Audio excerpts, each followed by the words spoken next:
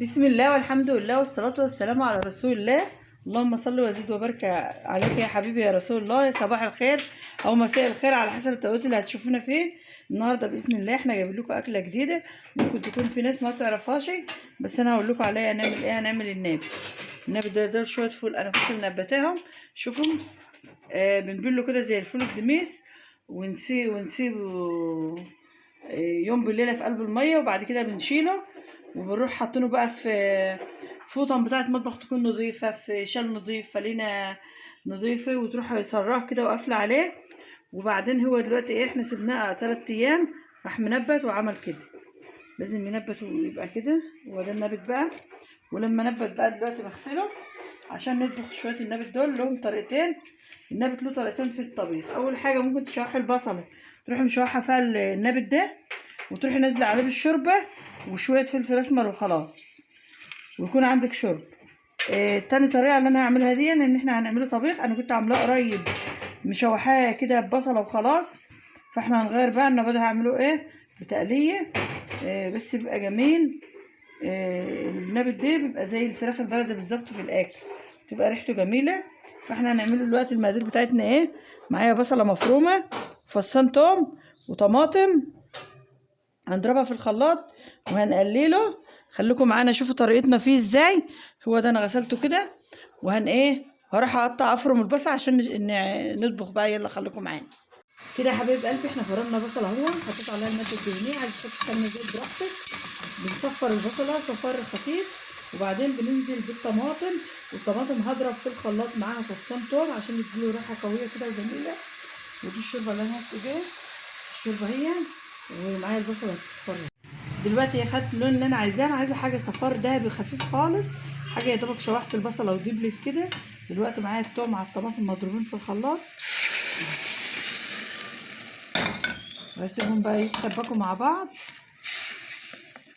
مش هنزل بالبهارات بتاعتي. بدل انا حاطه توم في ضربه مع الطماطم، هنحط سنه كمون وسنه فلفل اسمر. هي دي البهارات فقط اللي احنا هنحطها. وبعدين احنا هنحط شوربه، فانا مش هحط ملح لما اظبط الطعم وابقى ادوق الاول، وبعدين نشوف كده. الصلصه بتاعتي هي انا هحط عليها دلوقتي دي كمون، ده فلفل اسمر، نص معلقه كمون ونص معلقه فلفل اسمر. هي دي البهارات اللي انا هضيفها، بس مش اكتر من كده. هسيبها بقى شويه وانزل بالنبت بتاعي كده. انا ضفت النبت بتاعي اهو خلاص. هنقلبه بقى واسيبه بقى يشكشك مع بعضه كده. وكل ما الميه بتاعته تنقص احط له شوربه، وادوق الملح اشوف الشوربه كفايه ولا هو عايز كمان سنه ملح. الاكله دي جميله. نعمل معاها شويه رز ابيض، شويه مخلل، والف هنا وشفا. ويا ريت ما تنسوناش من دعمكم ولايكاتكم وكومنتاتكم الحلوه كده. حبايب قلبي شرب الصلصه بتاعته هي. شوفوا الفوله بيضه وجميله، النبت جميل ازاي. هنزل دلوقتي بالشرب.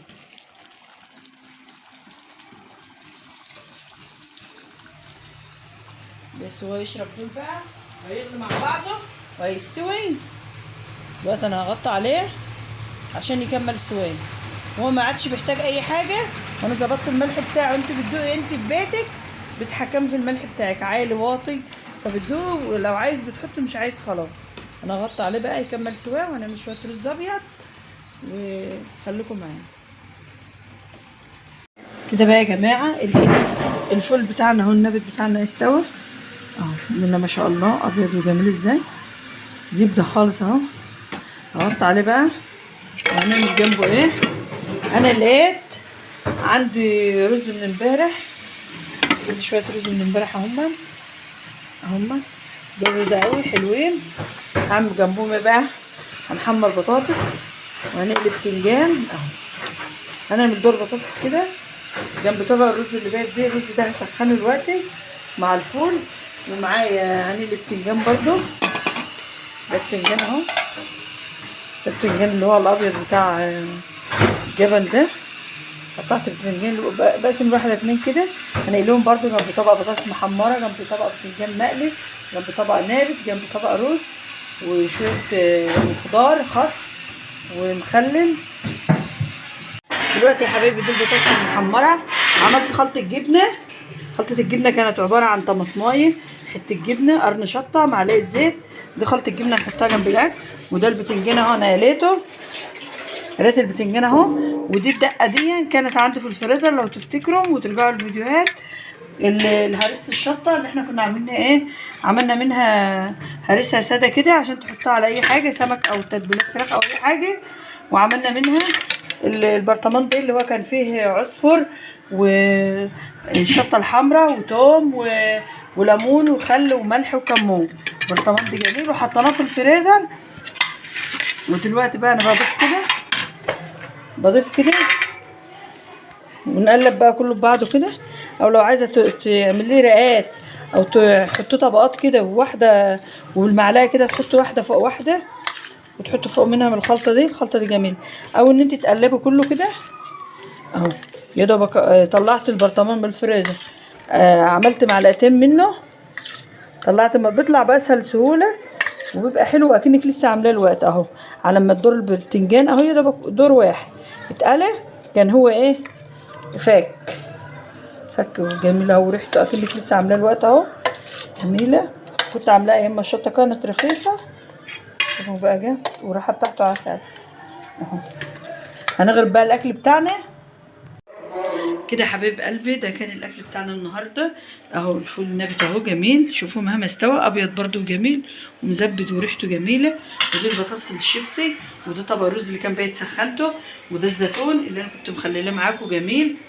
ودي خلطه الجبنه دي الجبنه بتاع السنه دي يا جماعه. انا جبت 5 كيلو خللتهم صورتهم معاكم. ممكن تظهر فاتحه لان احنا ما صبرناش عليها عم تعتل ليه، عشان انا ما عنديش جبنه من زمان فعشان كده طلعت منها لان احنا عايزين نعمل الخلطه دي. وده خس اهو معايا غسلاه. وده البتنجان بالخلطه اللي انا كنت مخزناها معاكم في الفريزر. اي حاجه بتعملها بتنفع، واللي بتعمليه ليكي واللي ايه بيقل منك. فكل سنه وانتم طيبين. فده كان الغدا بتاعنا النهارده. يا رب الفيديو يكون عجبكم، ويا ريت اللي يعجبكم الفيديوهات بتاعتنا ما ينساناش بالدعم واللايك والاشتراك. صلوا كل جديد باذن الله، والسلام عليكم ورحمه الله وبركاته.